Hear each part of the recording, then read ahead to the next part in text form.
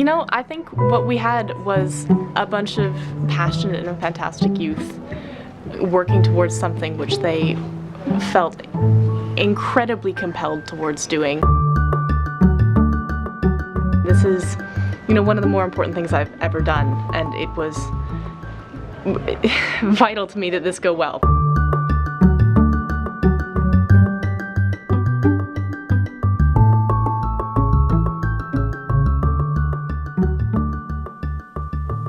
It's just a bunch of friendly youth in a room together trying to figure out the best way they can to better their community, and we magically acquired some money to do it, which is kind of amazing.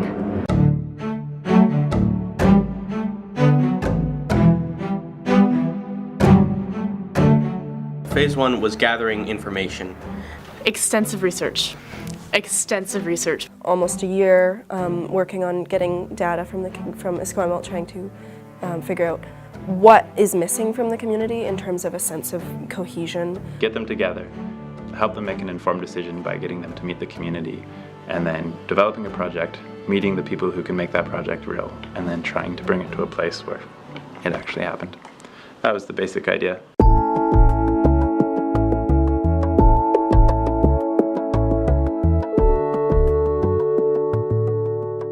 The Hillside-Quadra team has decided that we are going to invest our money in the community center. We noticed that in the information we gathered that food was a very big thing with everyone.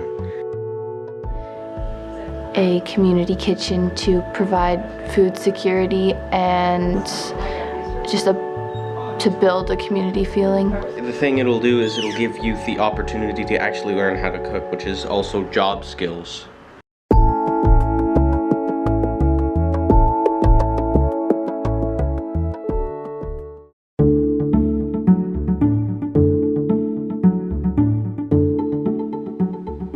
Make something new and innovative in Esquimalt that already builds off of, say, our connection to the library and our love of art and music and gathering together to create something.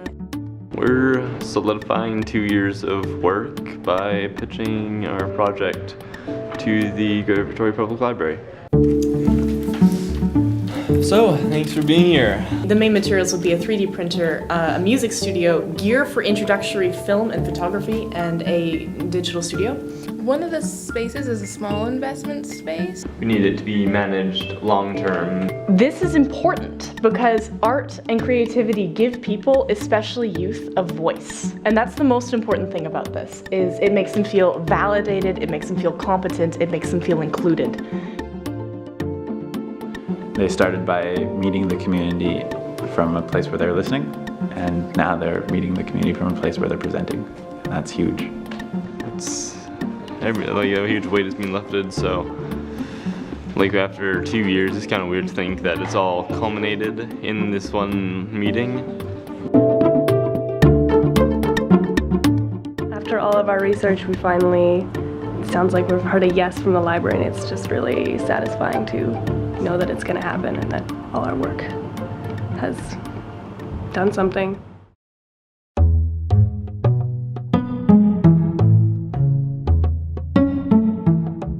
There couldn't be an expectation that they would do this stuff on their own, because that's a skill that even being 10 years older than most of them, I didn't have when I started. Jordan's been there with us this entire time. I mean, he was the first person I met, first person I talked to. He's the one who, you know, drives the car and brings the things and facilitates. I personally feel that he's taught me a lot about leading. Before, at the beginning of the project, people would always talk to Jordan about it because he's like, oh, the people were like, I don't want to talk to children about it or teenagers about it because they don't know much. And so Jordan kind of helped us learn how to talk like an adult to these people. In order to get them to take the lead, I really just have to get out of the way. A lot of my job is just patience and trust.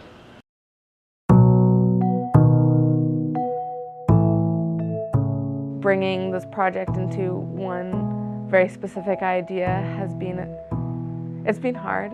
I think the fact that it isn't yet done is kind of the nature of things, especially with teenagers who are in high school. Getting us all together was very difficult, and I have never seen all of us in the same room. We've tried doodle polls, Google Docs, Facebook groups, and then some of us aren't even on Facebook. Sometimes I've had the problem where I felt like I didn't fully understand, or that we weren't ready for something which apparently we felt we were ready for. We lost half of our team after the summer. They all went away to college and stuff, so that was pretty challenging. Should have taken less time to come up with the idea and interview everyone, and then started early instead of rushing everything towards the end of the project. One of the challenges of this project was that I was learning what I was doing as I went. And I had an amazing support team around me, which gave me the freedom to take risks. And I translated that into letting the youth take risks. But in the process, time was lost. It's still hard to believe that it's the last day. There's a lot of wrap up and stuff that has to happen. Still need to get the projects in place. If you're looking to do a project like this, first thing you got to do is what is your expected outcome? What are you satisfied with? What are you dissatisfied with? And are you willing to take the risk that you won't get what you want? It's all about building interest at the very beginning, like coming in and talking to classes. That's how I found out about it, and then some of my friends joined. Put an event on in the community to get people attention, be like, hey, this is what I want to do. Mention that there's food at the meetings. Definitely works. We have games because it's fun, like at the beginning.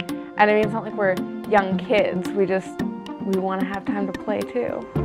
If you're working with youth, be prepared to be flexible. Communicating by text message is the easiest way. The most responses I ever got consistently was 9 o'clock on a Thursday night. Think outside of the box and to set high goals, but to think realistically about it. It's a good idea to pay the youth so it feels like we are actually being acknowledged. The process is, I'd say, as important as the final project. You've got to make sure that youth are really running it, so don't have them just following, make them lead. You've got to make them come up with their own ideas and feel like they're in charge. If you actually want youth to make change, you can't just tell them to make change. You actually have to give them resources to support them making the change. Otherwise, they're not going to be able to do anything. I personally feel a sense of responsibility. It feels like I want to keep working with this even as it becomes an actual physical, tangible thing. I'm leaving the project with better people skills, and I can talk in a more sophisticated way. I was a shy person, and now since then I've sort of come out of my shell and I'm better at public speaking. It brought out this kind of passion for my community and like interest in it that I didn't really know I had. I'm completely different now in terms of what I'm capable of than what I started at. It's not enough to just bring youth into the conversation and ask what they want. You have to give them the opportunity to try it and to learn from it, and they will create amazing things. Groups like this really help to show you that just because you're still in high school doesn't mean you can't do something.